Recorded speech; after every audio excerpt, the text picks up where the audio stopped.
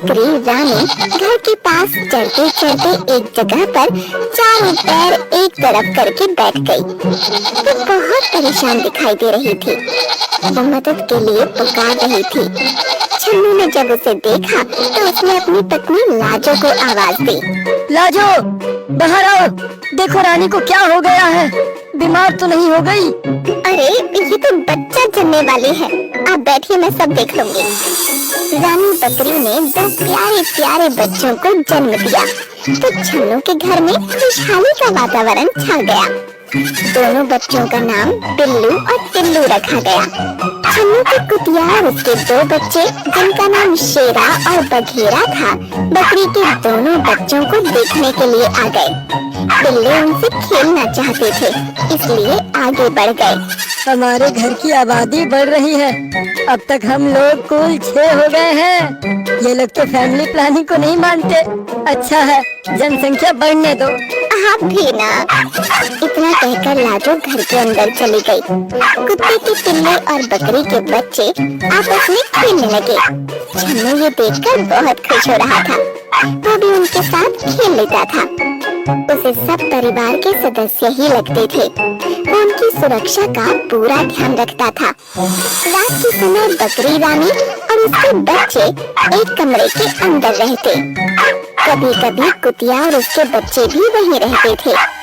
एक दिन कुतिया और उसके बच्चे रात के समय कमरे के बाहर ही बैठे थे। अचानक एक सियार छन्नू के घर की बाउंड्री के अंदर आ गया। कुतिया के कान खड़े हो गए। उसे अपने बच्चों की चिंता हो गई।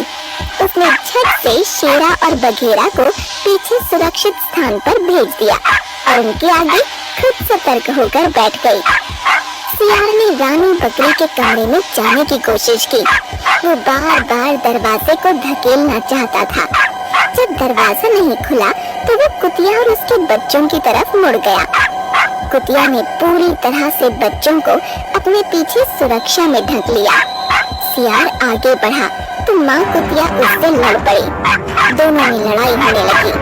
सियार बच्चों की तरफ जाने लगता तो कुतिया उस पर टूट पड़ता।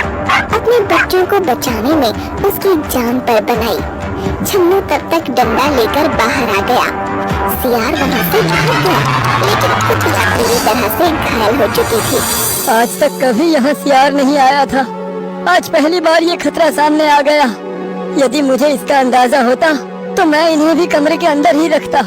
मेरी प्यारी कुतिया देखो पूरी तरह से घायल हो गई है। दोनों बच्चे शेरा और बघेरा आकर अपनी माँ को उठाने की कोशिश करने लगे। कुतिया हिल भी नहीं पा रही थी। माँ उठो, सियार भाग गया। तुमने बड़ी बहादुरी दिखाई। तुम कुछ बोल क्यों नहीं रही हो?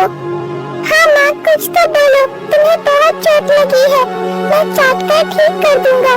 मेरी माँ बहुत बहादुर है। माँ उठ जाओ ना, मुझसे बातें करो ना।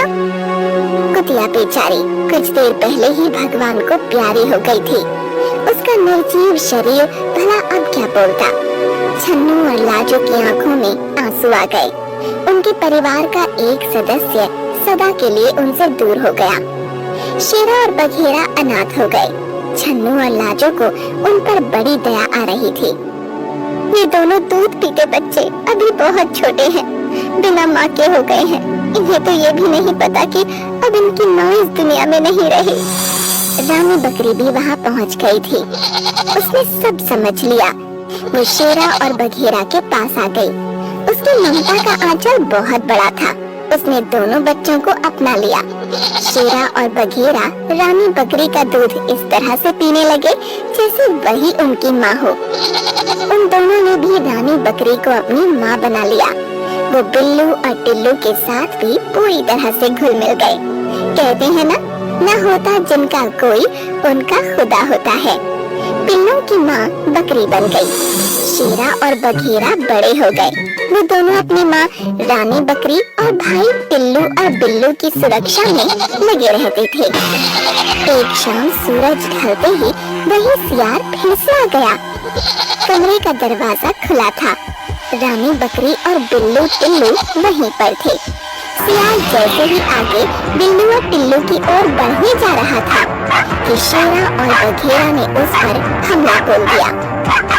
अच्छी कदकाठी के शेरा और बघेरा ने सियार पर जबरदस्त हमला कर दिया। सियार नीचे गिर गया और शेरा बघेरा फिर उस पर टूट पड़े।